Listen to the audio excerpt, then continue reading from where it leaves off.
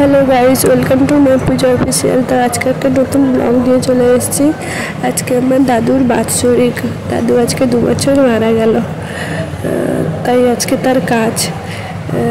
আমি শুয়ে শুয়ে এন্ট্রিটা দিচ্ছি কারণ আমার শরীরটা একদম ভালো নেই, তাই জন্য শুয়ে শুয়ে এন্ট্রিটা দিলাম।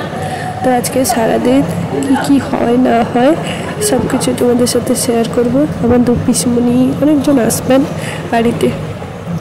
এরপরে আমার দাদু, এখানে আমার দাদুর ফটো আছে। দাদুর একটা ভালো ফটো, এটা দিদি ভিডিও কল করেছিল, সেই ভিডিও কলে স্ক্রিনশট মেরে রেখেছিল, দিয়ে ফটোটা ফ্রেম দরকার হয়েছে। নাহলে আমার দাদু কোনো সময় ফটোই তুলতো না, বকতো ফটো তুললে। আর এখানে আমার জেঠিমার বাবা আছেন, ওনার কাজ না, শুধু আমার দাদুর কাজ। এই যে এখানে আমার জামাইবাবু আরও আসবে বলে, তার জন্য লুচি পরোটা ছাকা হয়েছে, আরও ছোলার ডালনা হবে, কিন্তু ছোলাটা ভিজানো আছে নাকি বৌদি বলছিল। বৌদি এখানে ফটাফট করে পরোটা ভেজে নিল। পিসমণি আসবে, তারপরে আমার দাদুর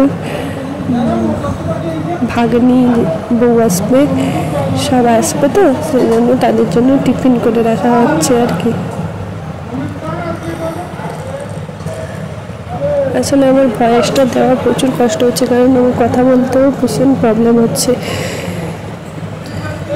এই যে এখানে কাঁচা ছোলা ভেজানো আছে, আমি ভেবেছি এটা ছোলার ডাল ভেজানো আছে, কিন্তু না, সেটা এমনি জল। আর এখানে কাঁচা ছোলা ভেজানো আছে, আমি উঠিয়ে দুটো খেয়ে নিলাম।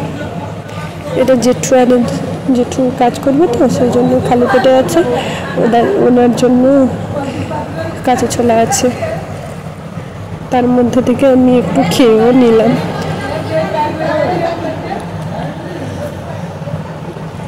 বললাম একটু কাঁচা ছোলা খেয়ে নিই। আমার শরীরটা খারাপ হয়ে যেতে আমি আরও বেশি রোগা হয়ে গেলাম। এই যে আমার ঠাকুমা এখন খাবেন, মুড়ি বাড়ছে, আমার এখানে বৌদি পরোটা করছে। আর এখানে আমাদের ঘরে রান্নাঘরে আনাজ কাটা হবে, আনাজ বের করানো হয়েছে।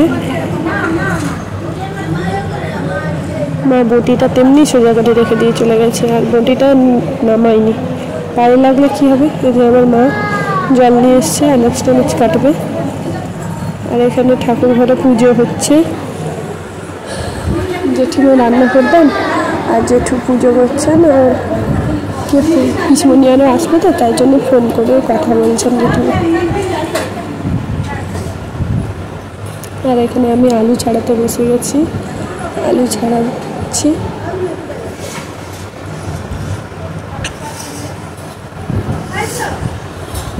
বোনকে ডাকলাম, বোনটা রইল না, আমি একা সব আলু ছাড়িয়েছি।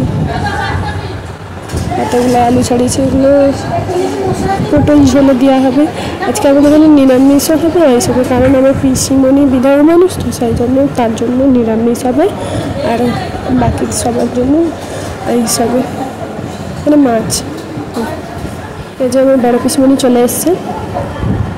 আর এখানে ভাজাভুজি, ওই যে আনাজগুলো কাটা হয়ে গেছিলো, ওই ভাজাভুজি হয়েছে, আলু ভাজা হয়েছে, তারপরে কাঁচকলা ভাজা হয়েছে, ঢেঁড়স ভাজা হয়েছে, কুঁদরি ভাজা হয়েছে,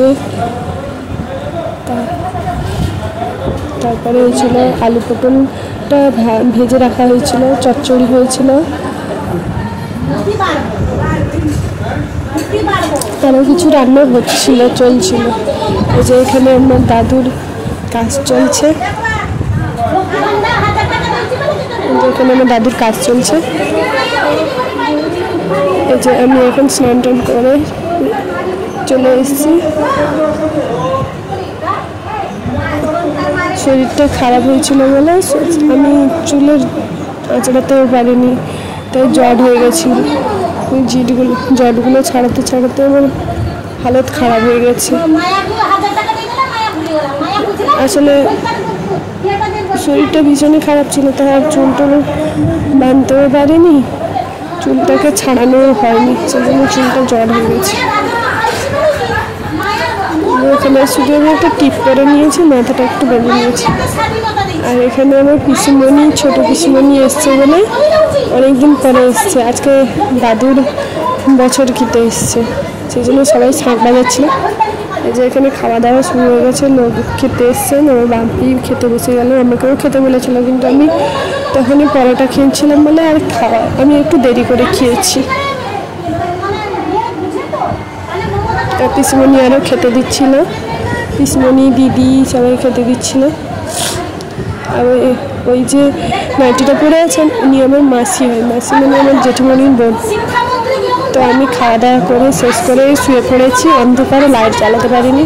তো ভিডিওটা কেমন লাগলো জানি না, ভালো হবে কি তোমাদের কাছে জানি না। তো ভিডিওটা যদি ভালো লাগে লাইক কমেন্ট শেয়ার আর সাবস্ক্রাইব করো, আর পাশে থেকো, আর পরের ব্লগের জন্য ওয়েট করো। টাটা, বাই বাই, সবাই ভালো থেকো।